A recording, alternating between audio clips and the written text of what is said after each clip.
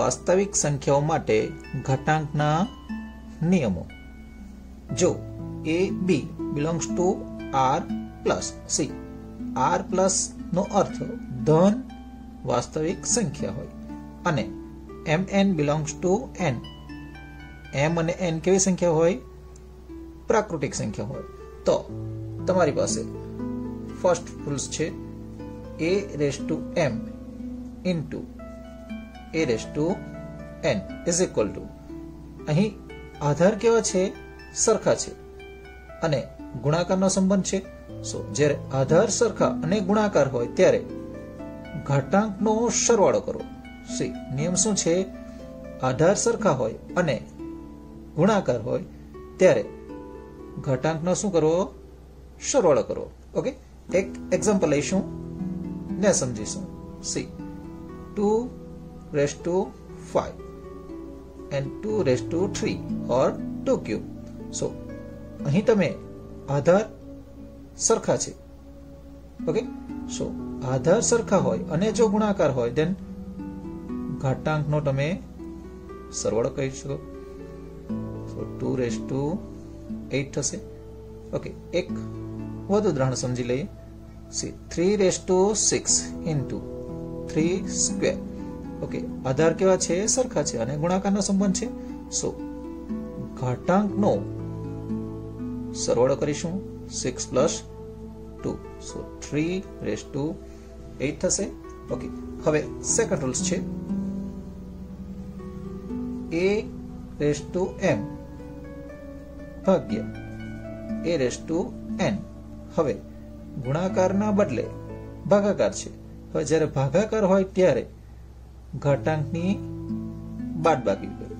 હવે અહીં કાળજી રાખવી, m જે છે એનું મૂલ્ય greater than n or equal to n હોય ત્યારે m માઇનસ n તમે લઈ શકો, પરંતુ જ્યારે n નું મૂલ્ય મોટું હોય ત્યારે લેવું જ્યાં n greater than m.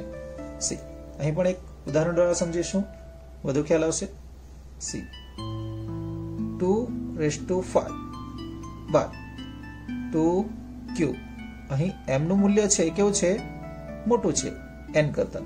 So simple 2 raised to 5 minus 3. ભાગાકાર હોય ત્યારે ઘાતાંકની બાદબાકી કરી. સો 2 સ્ક્વેર આવશે. ઓર આ જ પ્રશ્નને જરા બીજી રીતે સમજીએ.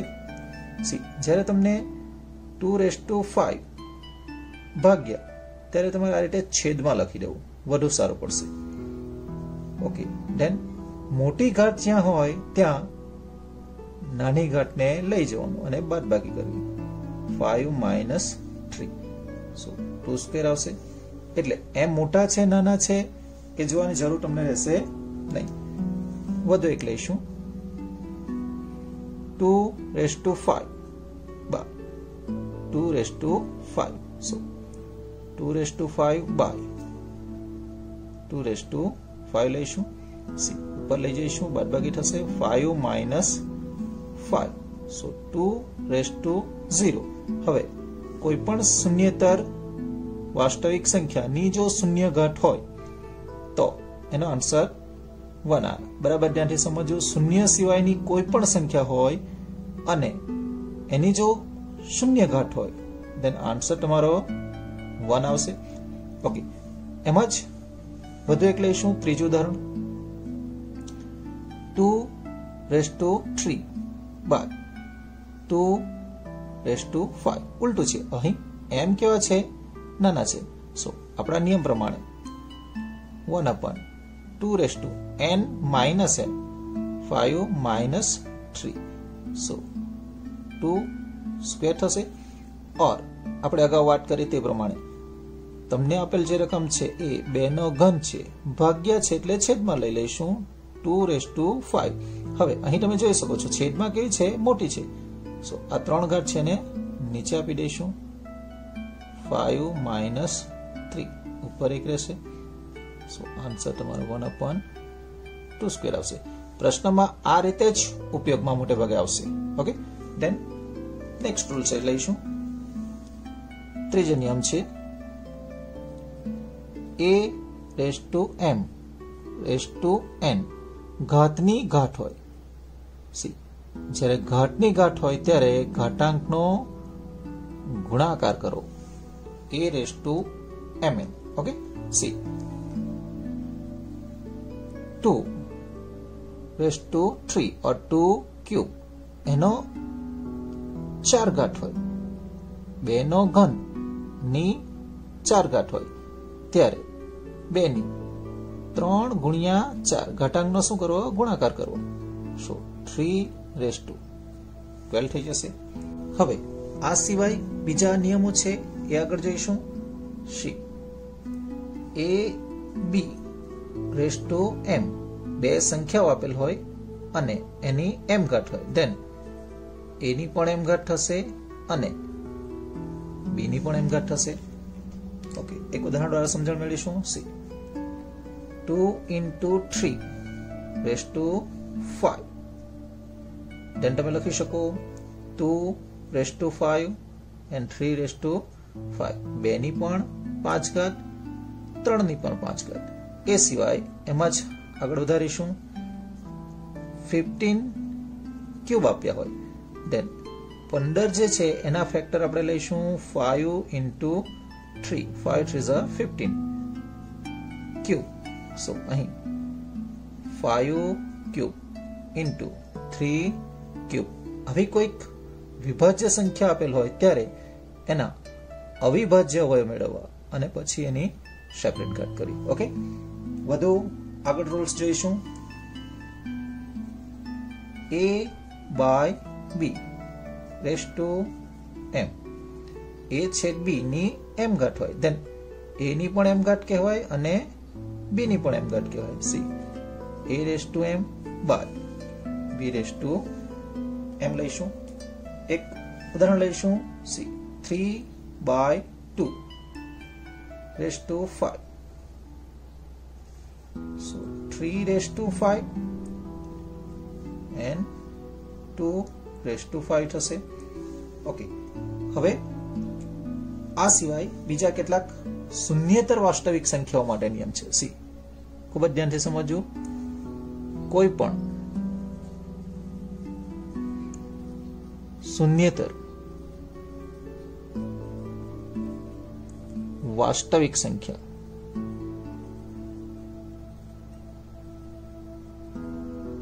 શૂન્ય સિવાયની કોઈક વાસ્તવિક સંખ્યા a માટે સી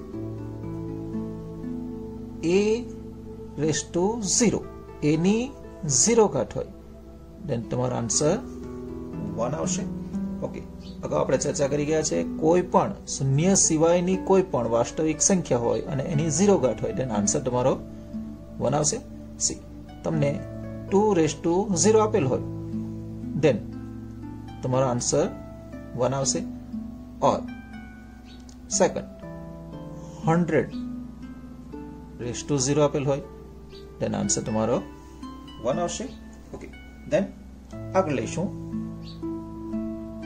શૂન્યેતર વાસ્તવિક સંખ્યા આપેલ હોય a અને એની જો માઇનસ ઘાત હોય સી ઘાતાંક કેવી હોય ઋણ હોય ત્યારે આ ઘાત છે એને ધન બનાવી છે એકના છેદમાં તમારો જે પૂર્ણાંક છે એ એમનો એમ જ રહેશે ફક્ત ઘાતાંક જે છે એ શું થઈ જશે ધન થઈ જશે ફરી પાછા ધ્યાનમાં રાખજો તમારી જે સંખ્યા છે એ ધન હોય કે ઋણ હોય એ એની એ જ રહેશે પરંતુ છેદમાં આપો ત્યારે ઘાતાંક જે ઋણ હોય એ ઘાતાંક જ ફક્ત ધન થાય છે ઓકે ઉદાહરણ લઈએ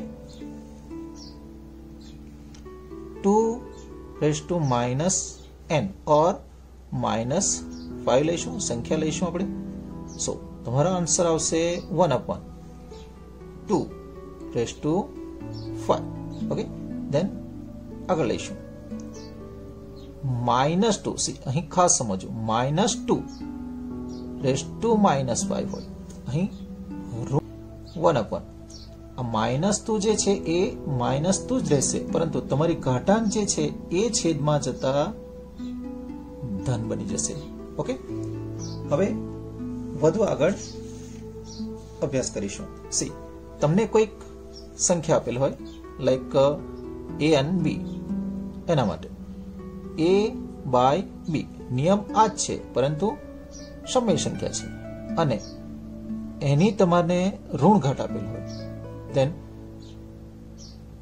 બી જે છે એ ઉપર જશે, સી બી ઉપર એ નીચે અને ઘાતાંક ધન થઈ જશે સી. સમજણ આપીશું.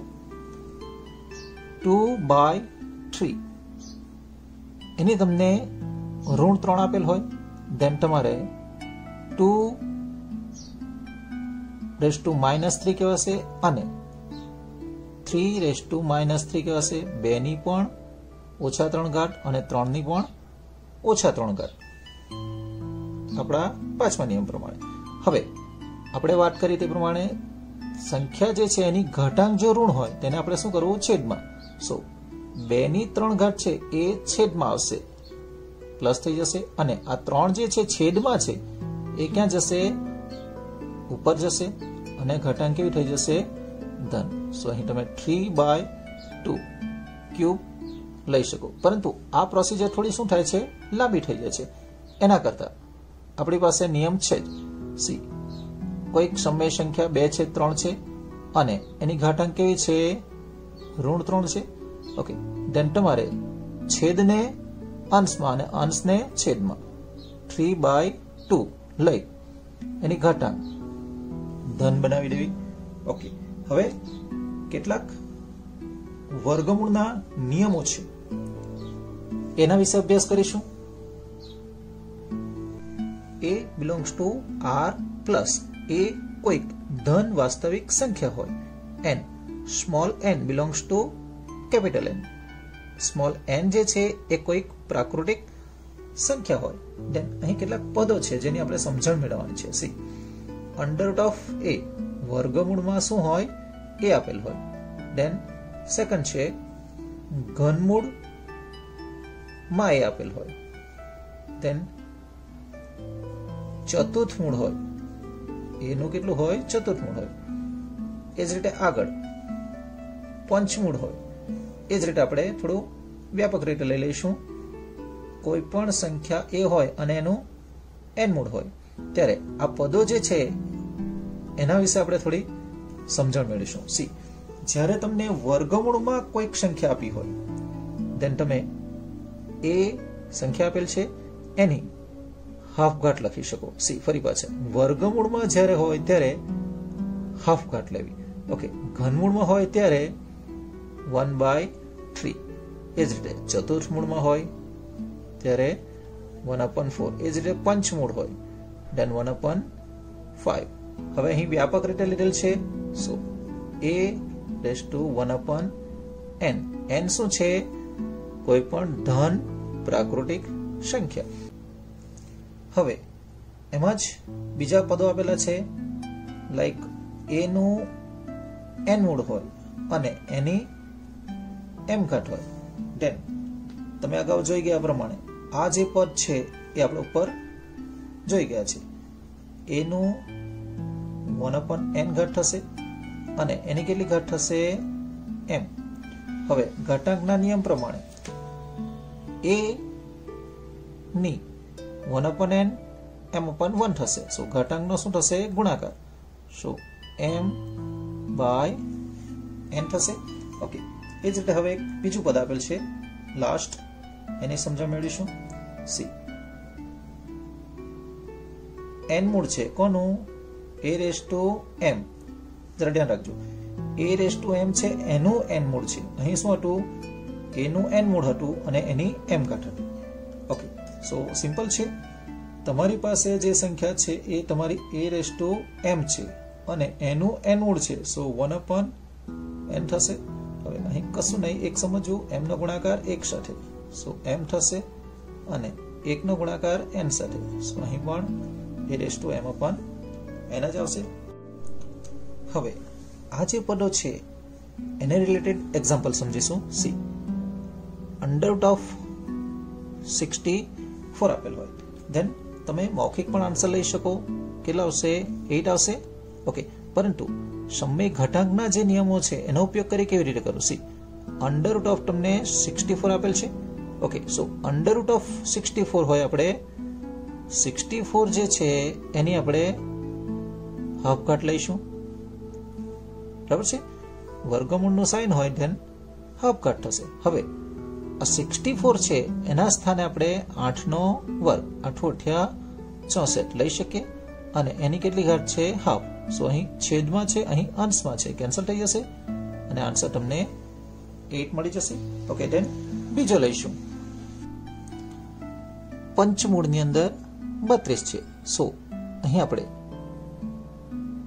532 ને is equal to 32 raised to 1/5. C પંચમૂળ હોય 1/5 લઈશું. હવે 32 છે એના સ્થાને આપણે 2 ની 5 ઘાત લઈ શકીએ. ઓકે, અને છેદમાં 5 આવશે અહીં. સો છેદના 5 છે તે કેન્સલ થઈ જશે. સો 2 આન્સર મળશે. એ જ રીતે ઘનમૂળની અંદર 125 છે. ધેન તમે 125 છે એની 1/3 ઘાતાંક લખી શકો. ઓકે, 125 ના સ્થાને 5 નો ઘન 5 × 25 125 થશે. સો 5 નો ઘન લઈશું 1/3 3 કેન્સલ. સો આન્સર તમારો કેટલા આવશે? 5 આવશે. 625 ની હાફ ઘાત હોય ધેન અહીં 2 હોય, આપણે 625 ના સ્થાને 25 નો વર્ગ લઈશું અને હાફ ઘાત છે. સો અહીં અંશમાં અને અહીં છેદમાં 2 મળે છે, કેન્સલ થઈ જશે. સો આન્સર તમારો 25 આવશે. પરંતુ આ જ પ્રશ્ન છે જરા અલગ રીતે છે. 625 ના સ્થાને 625 જ છે, પરંતુ ઘાતાંક તમારી બદલાય છે. અહીં 1/4 છે. સો 625 ના સ્થાને આપણે 5 ની 4 ઘાત લઈશું અને 1/4 છે, 4 કેન્સલ થઈ જશે અને 5 આન્સર મળશે. કિંમત શોધો. 9 ની 3/2 ઘાત. અહીં છેદમાં તમને 2 આપેલ છે. સો આપણે 9 ના સ્થાને 3 લઈશું અને એનો વર્ગ કરીશું, એટલે કે 9 ના સ્થાને આપણે 3 નો વર્ગ લખીએ છીએ અને એની 3/2 ઘાત છે. સો અહીં છેદમાં છે, અહીં અંશમાં છે, સો કેન્સલ થઈ જશે. આન્સર તમને 3 એની 3 ઘાત મળશે. અહીં કિંમત શોધવાનો પ્રશ્ન છે. સી સો 3 તારી 9 તારી 27. 3 નો ઘન હોય આપણે 3 વખત ગુણાકાર લઈશું, આન્સર તમને 27 મળશે. હવે અહીં 32 છે એની 2/5 ઘાત છે. અહીં છેદમાં કેટલા છે? 5 છે.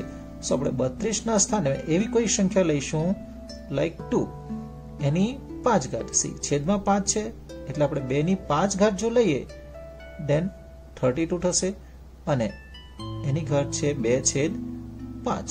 ઓકે, સો 5 કેન્સલ થઈ જશે. 2 સ્ક્વેર. સો 2 × 2.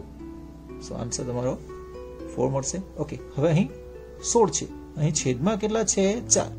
છેદમાં જે સંખ્યા આપેલ છે એને ખાસ ધ્યાનમાં લેવું. સો 16 ના સ્થાને આપણે એવી કઈ સંખ્યા લઈએ જેની 4 ઘાત કરવાથી 16 મળે? સી 2 ની 4 ઘાત લઈશું. 2 દુ 4 દુ 8 દુ 16 અને એની ઘાતાંક છે તમારે 3/4. 4 કેન્સલ થઈ જશે. સો અહીં 2 ક્યુબ. સો 2 × 2 × 2. સો આન્સર તમને 8 મળશે. સી અહીં એક ઋણ ઘાતાંક વાળો પ્રશ્ન છે.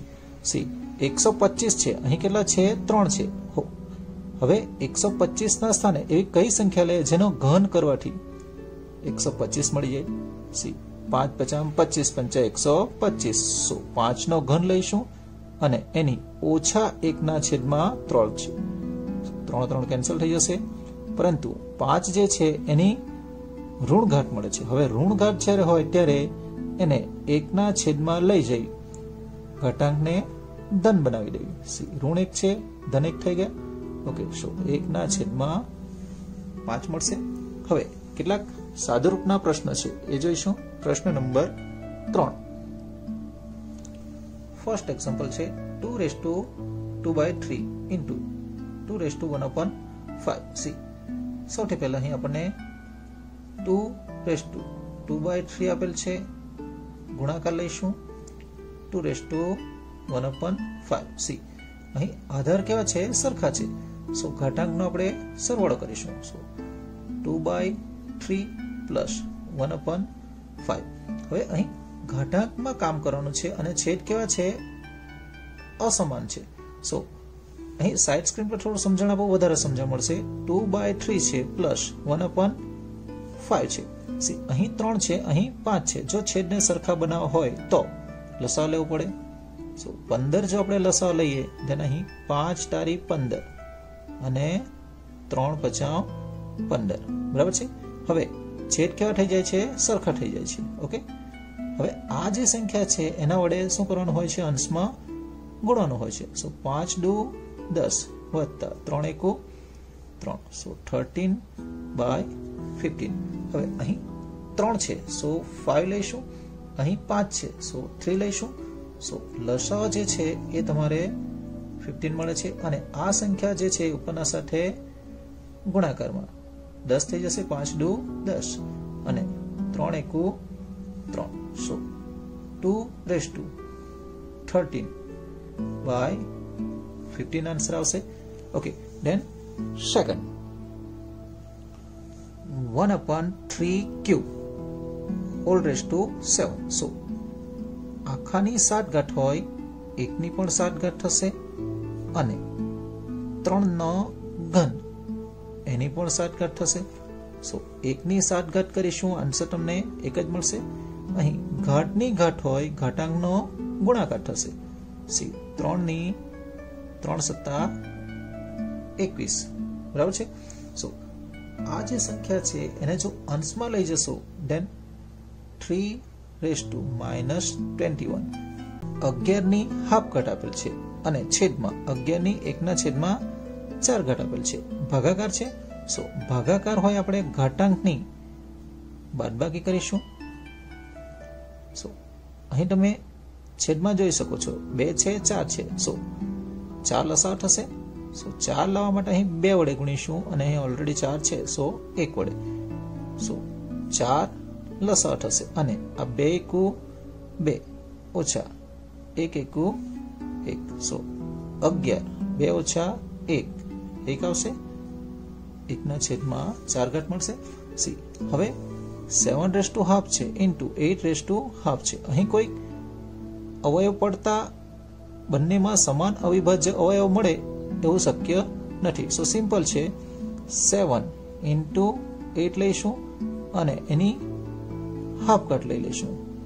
ab/2 હોય then તમે a ની હાફ, b ની પણ હાફ લઈ શકો. એના કરતા ઉલટું કર્યું છે. સો 7 × 56 થશે અને એની હાફ ઘાત જે તમારો આન્સર થશે.